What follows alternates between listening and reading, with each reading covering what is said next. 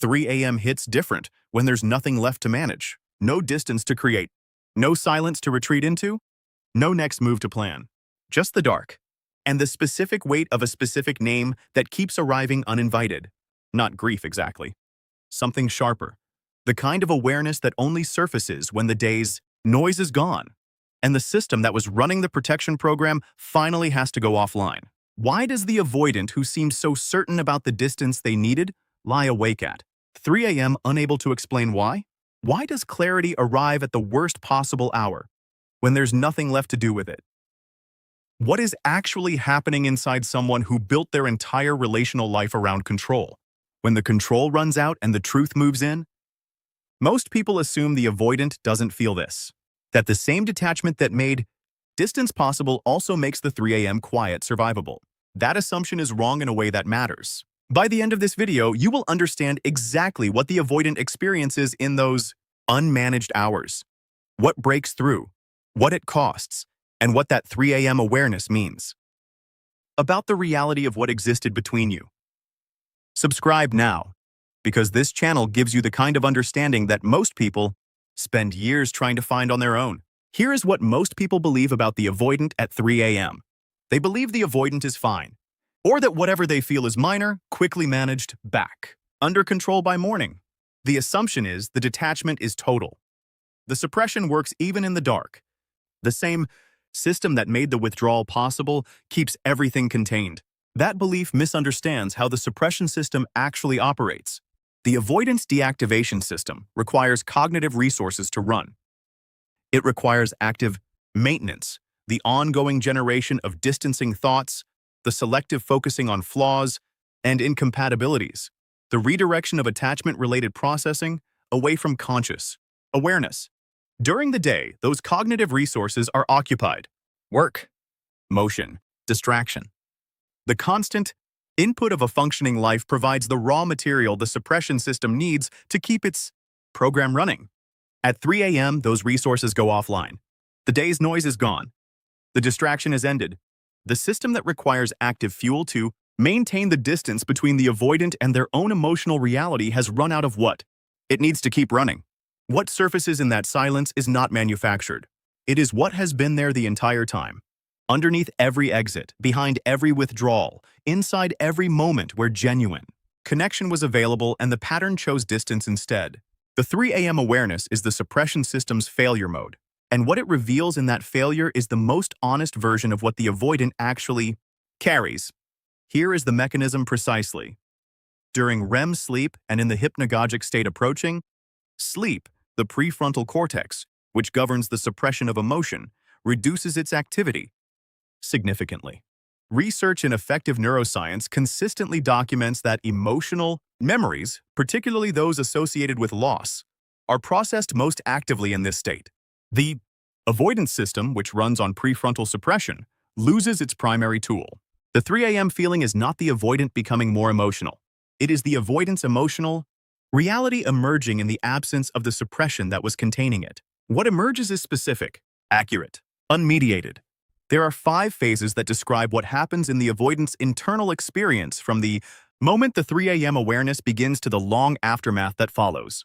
The first is the defenses down phase. Sleep onset and the late night hours create specific neurological conditions that reduce the effectiveness of avoidant coping strategies. The deactivation system requires cortical resources. Those resources are at their lowest. What remains is subcortical, the limbic system, the attachment circuitry, the emotional processing centers that the prefrontal suppression was keeping quiet. Externally, the avoidant is lying in the dark, physically still. Internally, the suppression has lowered, and the material it was containing begins to surface. Not dramatically, quietly. The way water finds a crack in a wall, not sudden, but relentless. The first arrivals are sensory, a specific quality of memory, the texture of a particular moment. The way something felt that the avoidant never allowed themselves to fully experience in real time. The second phase is the specificity phase. This is where 3 a.m. becomes distinct from ordinary grief. The awareness that arrives is not general. It is not, I made a mistake, or I regret the relationship. It is specific in a way that has a quality of its own. Specific moments, The particular way you understood something the avoidant had never explained. The specific quality of being with someone who made room for exactly who they were, even the difficult parts might without flinching. The moments where the avoidant almost let you in. Where the pattern almost didn't run. Where something genuine was within reach, and the system chose protection instead.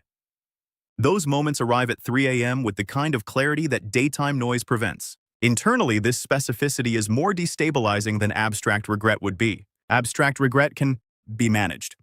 Managed back into the narrative that justified the exit. But specific memory, the exact quality of a specific moment, is harder to reroute. It lands in the body, not just the mind.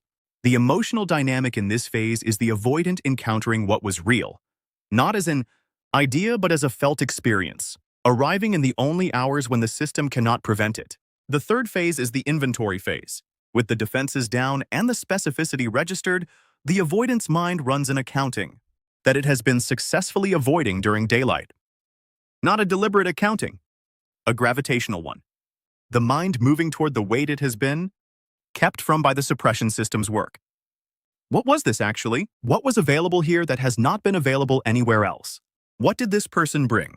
Specifically, not generically, that the avoidant both needed and systematically refused? The inventory is comprehensive in the way that only 3 a.m. allows. No interruptions. No distractions. No escape routes. And what the inventory produces, arriving not as insight but as recognition, is the specific answer to a question the avoidant has been avoiding all along. Was this the best relationship they had? Not best in a checklist sense.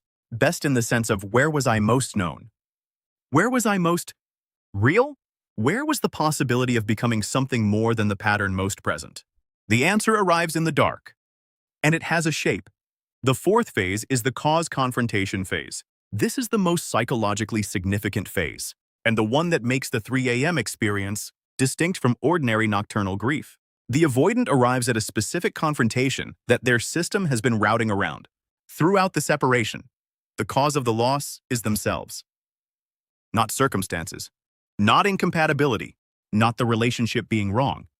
Their own pattern, the one that ran again, as it always runs, dismantling what was real before it could become permanent.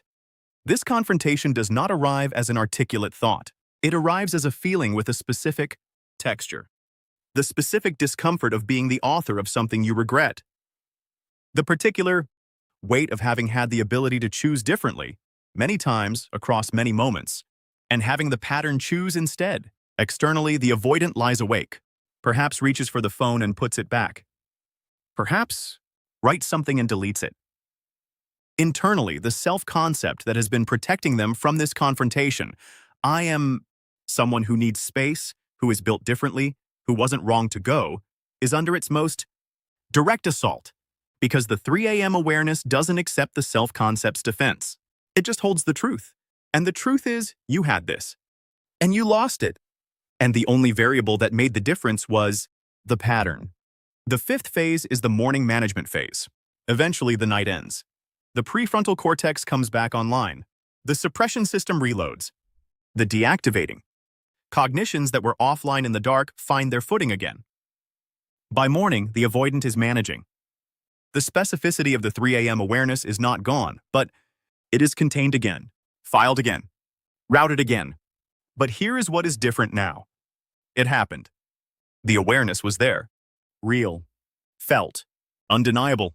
And unlike the managed days, the 3 a.m. moments leave deposits, not clean awareness that changes behavior immediately, but a slow accumulation of experienced truth that over time makes the management more expensive. Every 3 a.m. that runs this sequence adds to the weight that the suppression system has to carry. And suppression systems, carrying increasing weight across an increasing number of nights, eventually reach a threshold. The question of whether that threshold produces genuine change, or just increasingly expensive management, is the most important question the avoidant faces. And it is entirely their own to answer. Right here, I want to pause, because this video is describing something that is genuinely difficult to hear, regardless of which side of it you're on.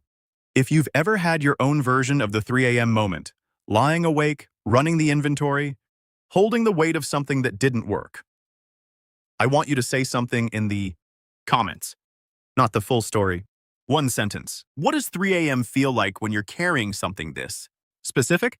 Your answer is what keeps this community real.